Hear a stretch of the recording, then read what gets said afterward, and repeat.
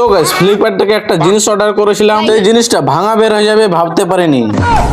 সেদিন বাইরের দিকে খুব রোদ্রু করছিল, তাই বাড়ি থেকে কোথাও বের হয়নি। হ্যাঁ, একা একা শুয়ে থাকতে কি কিছু আর ভালো লাগে? মা, ও মা, বাইরে বৃষ্টি পড়ছে। বৃষ্টি পড়ছে না, রোদ করছে, চুপচাপ মেরে ঘর থেকে বেরো, কাম কাজ নাই, দেদার শুয়ে থাকা। হ্যাঁ, ওইসব কথা বাদ দিয়ে বিছানায় বসে একা একা রিলস দেখছিলাম, তখনই আমার ফোনে ফোন আসে। হ্যালো, কে বলছিস বে? ছাপা চলো তো, ফ্লিপকার্টে পার্সেল আসছে, তুই বাইরে আয়। হ্যাঁ, বাইরে এসে দেখি ফ্লিপকার্ট ওয়ালা দাঁড়ায় আছে। এই পার্সেলের মধ্যে কি হতে পারে চলো ওপেন করে দেখাই।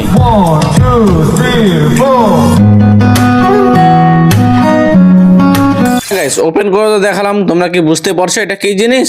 আমি না বললে তোমরা কি করে বুঝবে?